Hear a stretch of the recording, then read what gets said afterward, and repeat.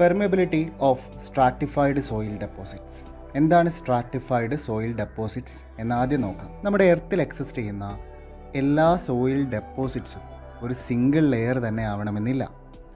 പല soil ഡെപ്പോസിറ്റ്സും different layers കൂടി ചേർന്നിട്ടാണ് ഉണ്ടാവുന്നത്. അതായത് ഡിഫറെൻറ്റ് ലേയേഴ്സ് ആയിട്ടാണത് എക്സിസ്റ്റ് ചെയ്യപ്പെടാറുള്ളത്. ഇത്തരത്തിൽ ഡിഫറെൻറ്റ് ലേയേഴ്സുള്ള ഡിഫറെൻറ്റ് പ്രോപ്പർട്ടീസുള്ള പല സോയിൽസ് കൂടിച്ചേർന്നുണ്ടായിട്ടുള്ള ഒരു സോയിൽ ഡെപ്പോസിറ്റിനെയാണ് നമ്മൾ സ്ട്രാറ്റിഫൈഡ് സോയിൽ എന്ന് പറയാറുള്ളത്. സ്ട്രാറ്റിഫൈഡ് സോയിൽ ഡെപ്പോസിറ്റ്സ് എന്ന് പറയാറുള്ളത്. They consist of a number of layers having different പെർമിയബിലിറ്റീസ്.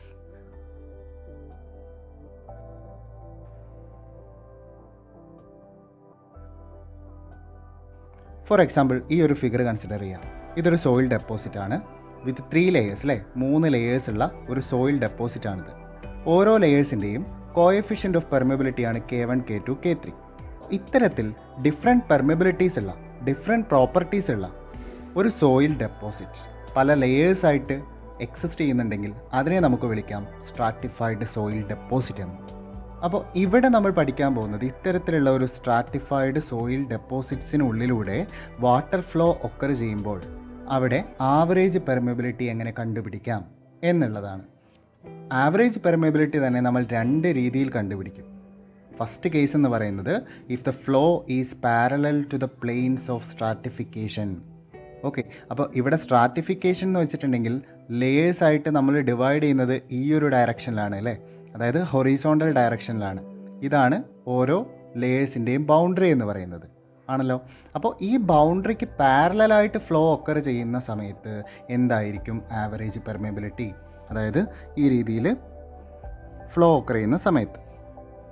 ഇനി രണ്ടാമത്തേത് if the flow is normal to the planes of stratification, അതായത് നമ്മുടെ ഫ്ലോ ഒക്കർ ചെയ്യുന്നത് വാട്ടർ ഫ്ലോ ഒക്കർ ചെയ്യുന്നത് ഈ ഒരു ഡയറക്ഷനിലായിരിക്കും.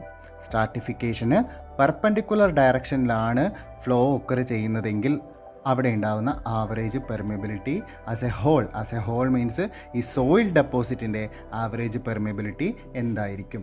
ഈ 2 കാര്യങ്ങളാണ് നമ്മൾ അനലൈസ് ചെയ്യാൻ പോകുന്നത്. The average permeability of a deposit as a whole parallel to the planes of stratification and that normal to the planes of stratification can be determined.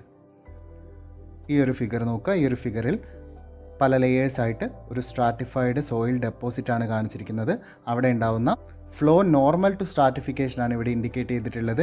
അത് നമുക്ക് വെർട്ടിക്കൽ ഫ്ലോ എന്ന് പറയാം അല്ലേ. അതുപോലെ തന്നെ flow parallel to stratification means ഇതാണ് stratification, അതിന് പാരലലായിട്ടുള്ള ഫ്ലോ ആണ്. അത് നമുക്ക് ഹൊറിസോണ്ടൽ ഫ്ലോ എന്ന് വിളിക്കാം. ഇനി ഫസ്റ്റ് കേസ് കൺസിഡർ ചെയ്യാം. Case 1, flow of water parallel to the plane of stratification.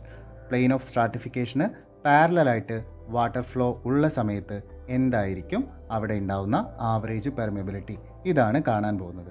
അപ്പോൾ അതിന് വേണ്ടിയിട്ട് ഈ ഒരു ഫിഗർ നിങ്ങൾ കൺസിഡർ ചെയ്യുക. Let us consider a soil deposit consisting of 3 horizontal layers. ഇവിടെ 3 ഹൊറിസോണ്ടൽ ലെയേഴ്സ് ആയിട്ടാണ് ഈ സോയിൽ സ്ട്രാറ്റിഫിക്കേഷൻ ഉള്ളത്.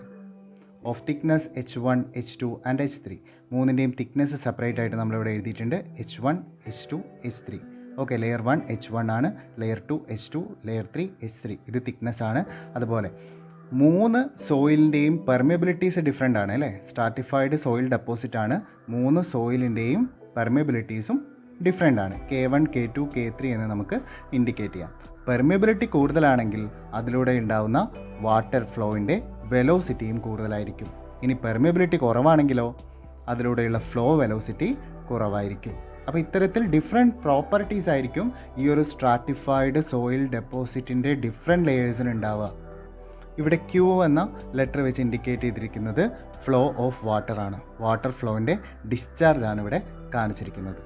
ക്യാപിറ്റൽ ലെറ്റർ H ടോട്ടൽ തിക്നെസ്സും ക്യാപിറ്റൽ ലെറ്റർ L ഈ സോയിൽ ഡെപ്പോസിറ്റിൻ്റെ ലെങ്ത്തും ആണ്. ഇവിടെ KH വെച്ച് ഇൻഡിക്കേറ്റ് ചെയ്തിരിക്കുന്നത് ആവറേജ് പെർമിയബിലിറ്റിയാണ്. അതായത് ഓരോ ലെയേഴ്സിൻ്റെയും പെർമിയബിലിറ്റിയാണ് K1, K2, K3. ഇതിൻ്റെ ആവറേജ് പെർമിയബിലിറ്റിയാണ് എന്ത്, KH. ഈ KH ആണ് നമുക്കിവിടെ കണ്ടുപിടിക്കാനുള്ളത്. സപ്പോസ് സെക്ഷൻ എയിൽ ഉണ്ടാവുന്ന വാട്ടർ ഹെഡ് ഇതാണെന്ന് വിചാരിക്കാം, ഈ ബ്ലാക്ക് ലൈൻ. അതുപോലെ സെക്ഷൻ ബിയിൽ ഉണ്ടാവുന്ന ഹെഡാണ് ഈ ബ്ലൂ ലൈൻ. അപ്പോൾ ഇത് തമ്മിലുള്ള ഡിഫറൻസ് ആണെന്ത് ഹെഡ് ലോസ് എന്ന് പറയുന്നത്. ഹെഡ് ലോസ് ആണ് സ്മോൾ ലെറ്റർ എച്ച് വെച്ച് നമ്മൾ ഇൻഡിക്കേറ്റ് ചെയ്യാറുള്ളത്. ഈ രണ്ട് സെക്ഷൻസ് തമ്മിലുള്ള ഡിസ്റ്റൻസ് ആണെന്ത് ക്യാപിറ്റൽ ലെറ്റർ എൽ.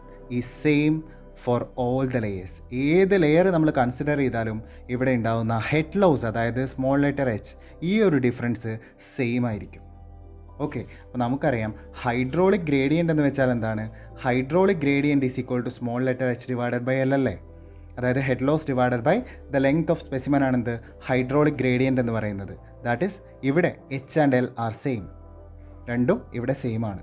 അതുകൊണ്ട് hydraulic gradient is equal to H by L ആണ് അല്ലേ. Hence the hydraulic gradient small letter i for each layer is equal to the hydraulic gradient of the entire soil deposit. ഇവിടെ നമുക്കറിയാം ഓരോ ലെയറിലും, ഇപ്പോൾ layer 1, layer 2, layer 3, ഈ 3 ലെയറിലും ഉണ്ടാവുന്ന head same ആണ്, small letter H ആണ്. അതുപോലെ ഈ 3 ലെയേഴ്സിലും ഈ ഡിസ്റ്റൻസ്, രണ്ട് സെക്ഷൻസ് തമ്മിലുള്ള ഡിസ്റ്റൻസും എന്താണ്? സെയിം ആണ്, ക്യാപിറ്റൽ ലെറ്റർ എൽ ആണ്. അപ്പോൾ hydraulic gradient I is equal to H by L ആണ് അല്ലേ. അപ്പോൾ ഏത് ലെയർ എടുത്ത് കഴിഞ്ഞിട്ടുണ്ടെങ്കിലും അവിടെ ഉണ്ടാവുന്ന ഹൈഡ്രോളിക് ഗ്രേഡിയൻ്റ് എത്രയാണ്? സ്മോൾ ലെറ്റർ ഐ തന്നെയാണ്. അങ്ങനെയാണെങ്കിൽ നമുക്ക് പറയാം ഈ ഒരു ടോട്ടൽ സോയിൽ ഡെപ്പോസിറ്റിൻ്റെ ഹൈഡ്രോളിക് ഗ്രേഡിയൻ്റ് എന്താണ്? സ്മോൾ ലെറ്റർ ഐ തന്നെയാണ്. Hence the hydraulic gradient I for each layer is equal to the hydraulic gradient of the entire soil deposit. Also the total discharge Q per unit width is equal to the sum of discharges in individual layers. അതായത് നമ്മുടെ figure ഇതാണ് അല്ലേ. ഈ ഫിഗറിൽ total discharge എന്ന് പറയുന്നത്, ഈ ഒരു സോയിൽ ഡെപ്പോസിറ്റിൻ്റെ ടോട്ടൽ ഡിസ്ചാർജ് എന്ന് പറയുന്നത് സ്മോൾ ലെറ്റർ ക്യൂ ആണ്. അത് ഓരോ ലെയേഴ്സിലേക്കും സ്പ്ലിറ്റായി പോവുകയാണ് ചെയ്യുക.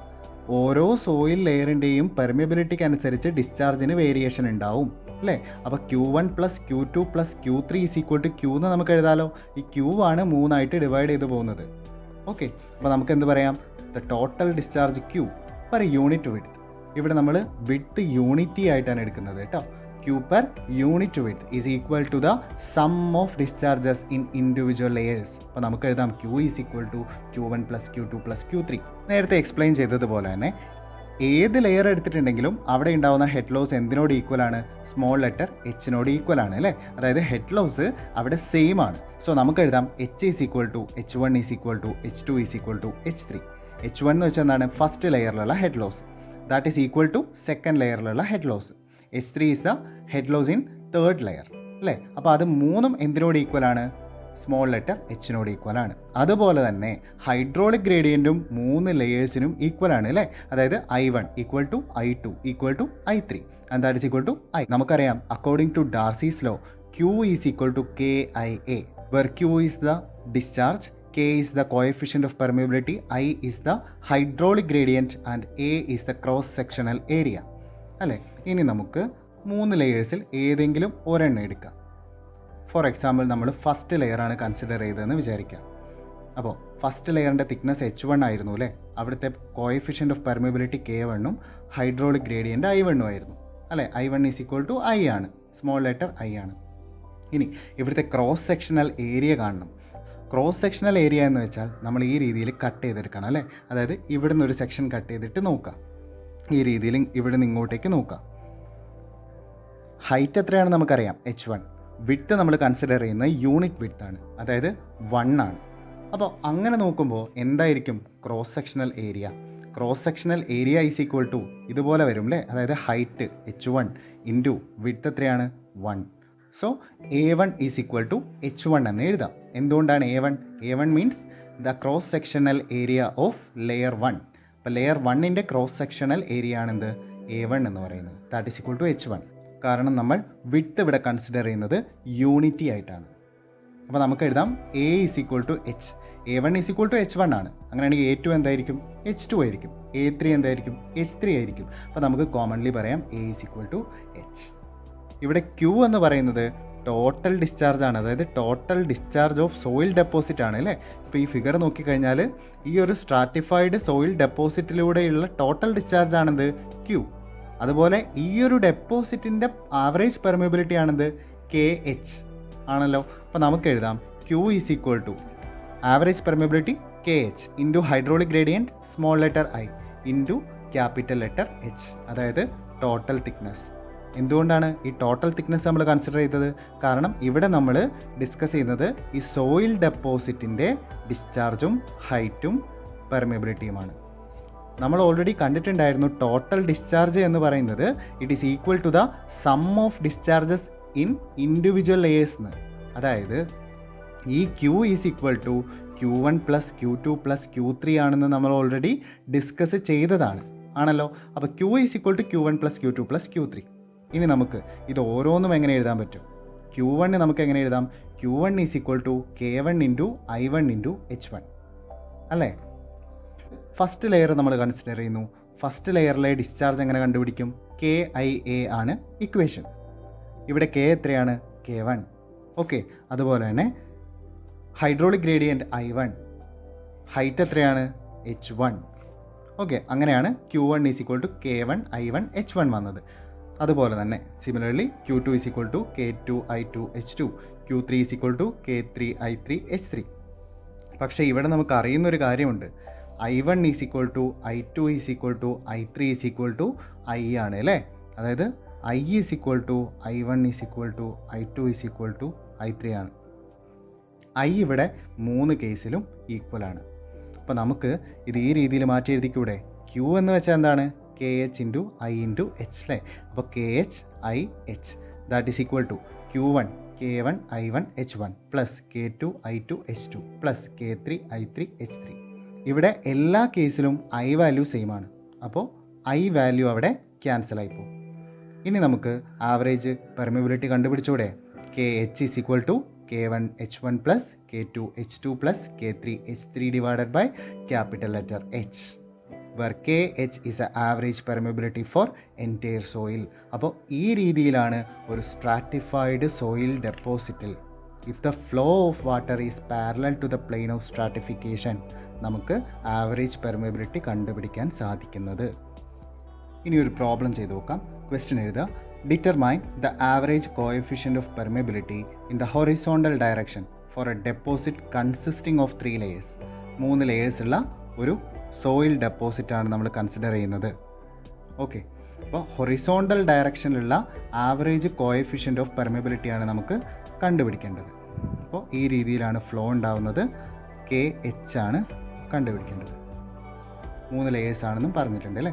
Of thickness 5 metres 1 metre and 2.5 metres. അതായത് ഈ 3 ലെയേഴ്സിൻ്റെയും തിക്നെസ് നമുക്ക് തന്നിട്ടുണ്ട്. H1 is equal to 5 metres, H2 എത്രയാണ്? 1 meter, H3 2.5 meters, and having the coefficient of permeability means K1 എത്രയാ? 3 into 10 raised to minus 2 mm per second. K2 is equal to 3 into 10 raised to minus 5 millimeter per second, and K3 is equal to 4 into 10 raised to minus 2 millimeter per second. ഇത് നമുക്ക് തന്നിട്ടുണ്ട് respectively. Assume the layers are isotropic. അപ്പോൾ ഇവിടെ നമുക്ക് കണ്ടുപിടിക്കേണ്ടത് എന്താണ്? ഇവിടെ കണ്ടുപിടിക്കേണ്ടത് ആവറേജ് പെർമിയബിലിറ്റി KH ആണ് അല്ലേ? അപ്പോൾ നമുക്കറിയാം when flow is parallel to സ്ട്രാറ്റിഫിക്കേഷന് പാരലൽ ആയിട്ടാണ് ഫ്ലോ ഒക്കർ ചെയ്യുന്നതെങ്കിൽ ഏത് രീതിയിലാണ് നമ്മൾ ആവറേജ് പെർമിയബിലിറ്റി കണ്ടുപിടിക്കുന്നത്? KH is equal to K1 H1 plus K2 H2 plus K3 H3 divided by capital H. Capital H എന്ന് വെച്ചാൽ H1 plus H2 plus H3 ആണ് അല്ലേ? ഇവിടെ K വാല്യൂ നമുക്കറിയാം, H വാല്യൂ നമുക്കറിയാം. അപ്പോൾ ഡയറക്റ്റ് സബ്സ്റ്റിറ്റ്യൂട്ട് ചെയ്യുക, നമുക്ക് ആൻസർ കിട്ടും 0.029 millimeter per second.